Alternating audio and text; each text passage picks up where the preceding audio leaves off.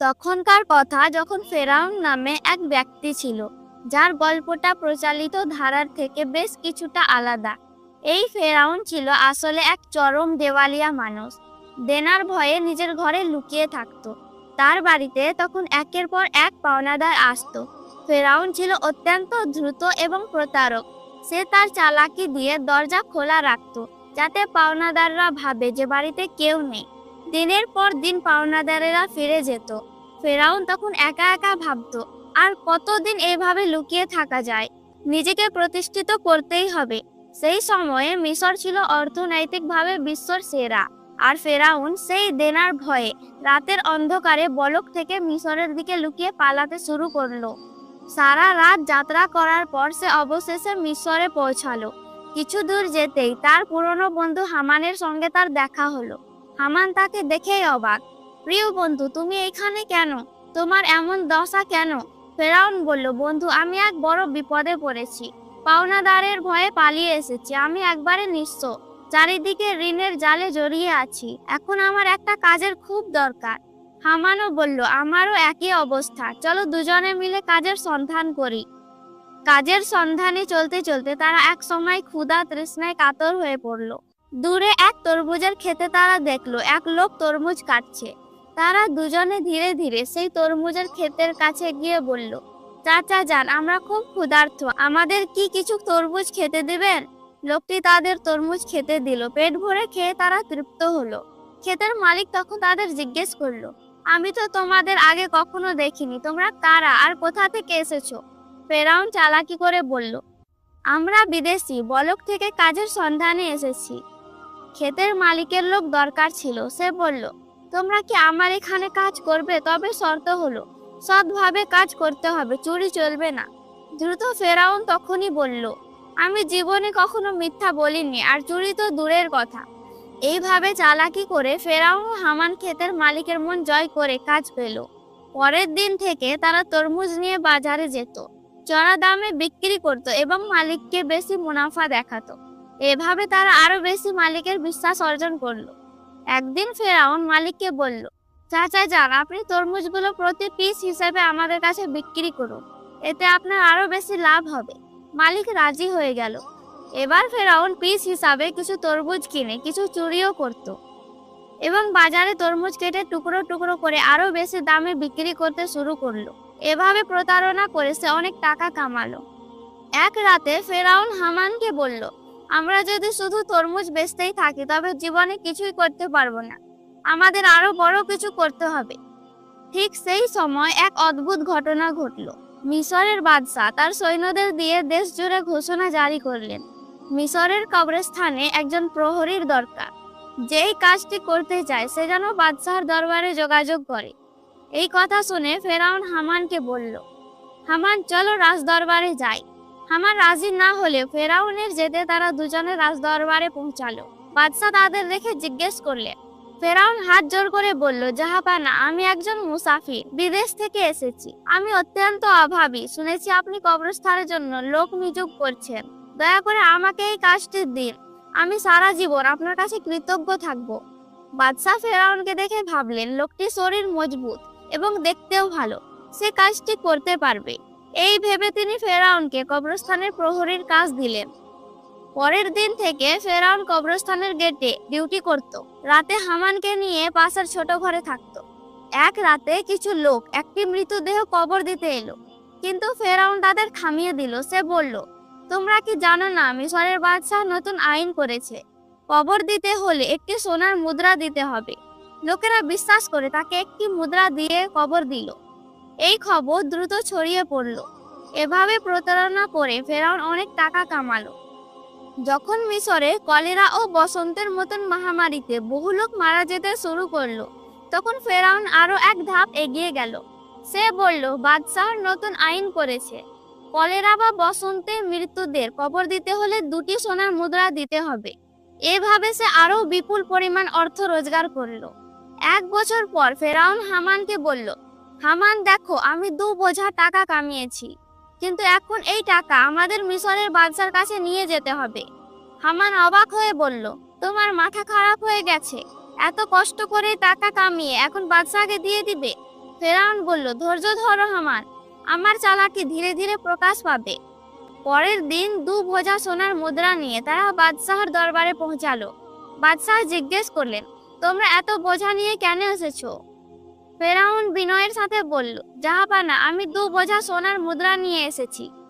যারা মৃতদেহ দাফন করতে আসতো তাদের থেকে আমি একটি করে মুদ্রা নিতাম, এতে আমার বেতনের টাকাও আছে। কিন্তু আমার আসল উদ্দেশ্য হলো গত 2 বছর ধরে মিশরের যে গরিব মানুষেরা কর শোধ করতে পারেনি, তাদের পক্ষ থেকে আমি এই টাকা আপনাকে দিচ্ছি। দয়া করে তাদের কর মাফ করে দিন। এই কথা শুনে দরবারের সবাই অবাক হয়ে গেল। বাদশাহ তার এই কাজে মুগ্ধ হলেন এবং তাকে বিশেষ নজরে রাখলেন। পরের দিনই সারা মিশরে খবর ছড়িয়ে পড়ল যে কবরস্থানের এক সাধারণ প্রহরী গরিব মানুষের 2 বছরের কর শোধ করে দিয়েছে। সবাই বলাবলি করতে লাগলো, এমন ভালো মানুষ মিশরের আর কেউ নেই। যদি এই লোক আমাদের দেশের বাদশাহ হতো তবে আমরা কত সুখী হতাম। এইভাবে ফেরাউন প্রথমে বাদশাহর এবং পরে জনগণের মন জয় করে নিল। কিছুদিন পর বৃদ্ধ বয়সে মিশরের বাদশাহ মারা গেলেন। রাজ দরবারের সভা ডাকা হলো। একজন জ্ঞানী ব্যক্তি বললেন, মিশরের সিংহাসন খালি রাখা যায় না, কে হবে পরবর্তী বাদশাহ তা ঠিক করতে হবে। তখন উপস্থিত একজন লোক বলল, হুজুর, আমাদের মনে হয় কবরস্থানের সেই ছেলেটি শারীরিক গঠন ও স্বভাবের দিক থেকে উপযুক্ত। সে খুব ভালো এবং জনগণের কথাও ভাবে। আমাদের মনে হয় তাকেই বাদশাহ বানানো উচিত। সবার সম্মতিতে ফেরাউন মিশরের নতুন বাদশাহ হলো। যে একদিন তরমুজ বেচত, যে কবরস্থানের প্রহরী ছিল, ভাগ্যের ফেরে সে এখন পুরো মিশরের বাদশাহ। আসলে ফেরাউন কতটা নিচু মনের মানুষ ছিল তা কেউ জানতো না। মিশরের বাদশাহ হবার পর ফেরাউন আবার তার পুরনো প্রতারণা শুরু করলো। বন্ধু হামানকে বানালো মন্ত্রী। একদিন ফেরাউন রাজদরবারে বসে ঘোষণা করলো, গত 1 বছর ধরে মিশরের কাউকে আর কোনো কর দিতে হবে না। ফেরাউনের পক্ষ থেকে এই সমস্ত কর মাফ করে দেওয়া হলো। এই খবর শুনে গরিব মানুষজন খুব খুশি হলো। পরে হামান তাকে বলল, বন্ধু, যদি এইভাবে সব কর মাফ করে দাও তাহলে রাজত্ব চলবে কি করে? ফেরাউন বলল, হামান, ধৈর্য ধরো, এরপর এমন চাল চালবো যে সারা জীবন আমরাই সারা বিশ্বের বাদশাহ থাকবো। এমন কোনো শক্তি থাকবে না যা আমাদের পরাজিত করতে পারবে। এর জন্য একটা পরিকল্পনা দরকার।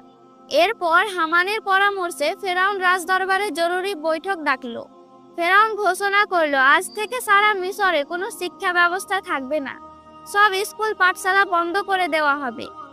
মিশরে কারো শিক্ষা গ্রহণ করা বা শিক্ষা দেওয়া অনুমতি থাকবে না। আদেশ অমান্য করলে মৃত্যুদণ্ড দেওয়া হবে।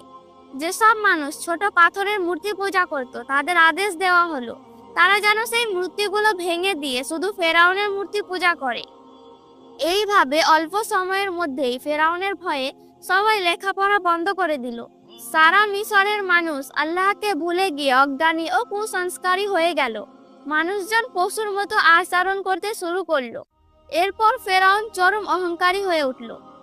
সে নিজেকে এত বড় মনে করতে লাগলো যে অহংকারে ফেটে গিয়ে নিজেকে খোদা বলে ঘোষণা করলো। দিন দিন সে জনগণের ওপরে করের বোঝা বাড়াতে লাগলো। অন্যায় আর অত্যাচার বাড়তে লাগলো। ফেরাউন গোটা মিশরে একাই শাসন চালাতে শুরু করলো। শুধু আসিয়াকে ছাড়া কেউ ফেরাউনের অপমান ও অত্যাচার থেকে বাঁচতে পারত না। আসিয়া ছিলেন সেই সময়ের সবচেয়ে সুন্দরী, গুণবতী এবং ধার্মিক মহিলা। এই কারণেই বহু বছর পর ফেরাউন আসিয়াকে তার স্ত্রী হিসেবে গ্রহণ করেছিল। একদিন আসিয়া নিজের ঘরে বসেছিলেন। তিনি মনে মনে ভাবছিলেন, আমার স্বামী ফেরাউন যেভাবে দেশের মানুষের ওপরে অত্যাচার করছে এবং নিজেকে খোদা বলছে, তাতে সে কেবল আল্লাহর ক্রোধের শিকার হবে না, বরং পুরো দেশকেই ধ্বংস করে দেবে। ঠিক তখনই ফেরাউন ঘরে প্রবেশ করে বলল, আসিয়া, তুমি অত্যন্ত চিন্তিত কেন?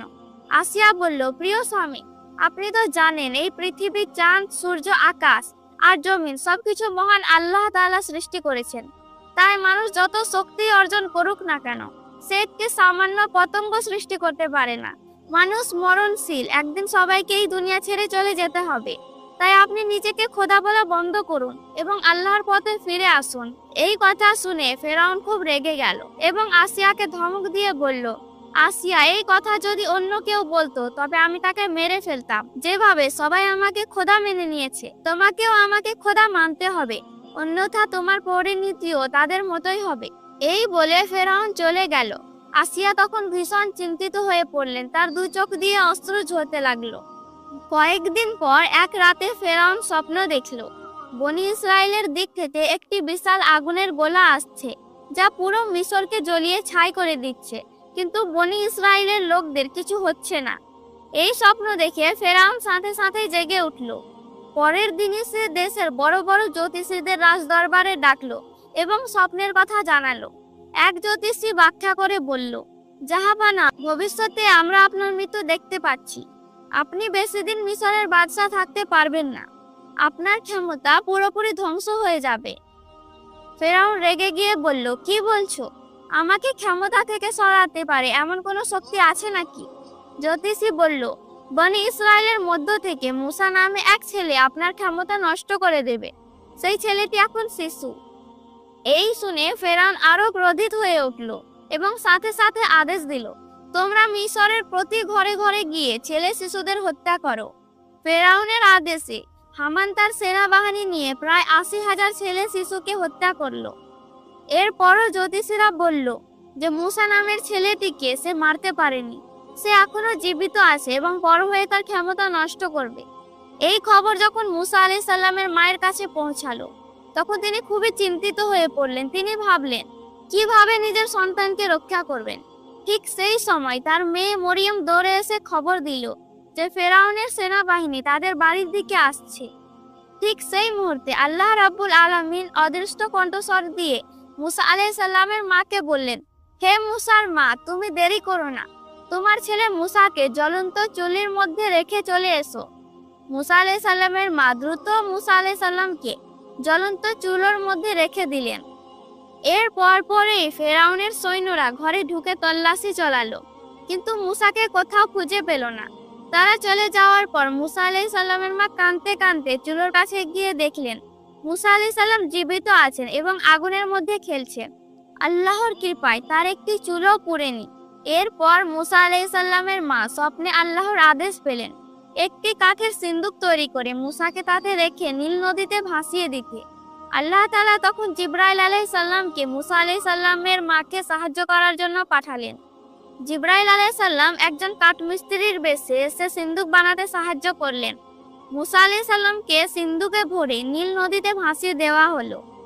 আল্লাহর কুদরত, নদীর স্রোত যেদিকে যাচ্ছিল, মুসা আলাইহিস সালামের সিন্দুকটি তার বিপরীত দিকে চলতে থাকলো এবং এক সময় তা ফেরাউনের রাজদরবারের কাছে এসে পৌঁছালো। সেখানে ফেরাউন, তার স্ত্রী আসিয়া এবং দাসীরা উপস্থিত ছিলেন। সিন্দুক দেখে মা আসিয়া এগিয়ে গিয়ে তা খুললেন এবং দেখলেন ভিতরে একটি সুন্দর শিশু শুয়ে আছে। তার কপালে যেন নূরের আলো ঝলমল করছে। আসিয়া মুসা আলাইহিস সালামকে কোলে তুলে নিয়ে ফেরাউনের কাছে গিয়ে বললেন, দেখুন কত সুন্দর ছেলে, আমি একে লালন পালন করব। ফেরাউন বলল, না, এই বাচ্চাটি হয়তো আমাদের শত্রু হবে, নিশ্চয় বনি ইসরায়েলের কেউ, আমি একে মেরে ফেলবো। আসিয়া যুক্তি দেখালেন, যদি এ বনি ইসরায়েলের বাচ্চা হতো তবে স্রোতের বিপরীতে সাঁতার কেটে কিভাবে এলো? এই যুক্তি শুনে ফেরাউন কিছু বলল না, শুধু বলল, ঠিক আছে, তুমি একে পালতে পারো। মুসা আলাইহিস সালামকে নিয়ে আসিয়া রাজদরবারে প্রবেশ করলেন এবং এইভাবে মুসা আলাইহিস সালাম ফেরাউনের ঘরেই বড় হতে থাকলেন। এই গল্পটি নবী মুসা আলাইহিস সালাম এবং অত্যাচারী ফেরাউনের জীবনের গুরুত্বপূর্ণ অংশ নিয়ে তৈরি। আপনি যদি গল্পের পরের অংশটি শুনতে চান তবে কমেন্ট করে জানাতে পারেন।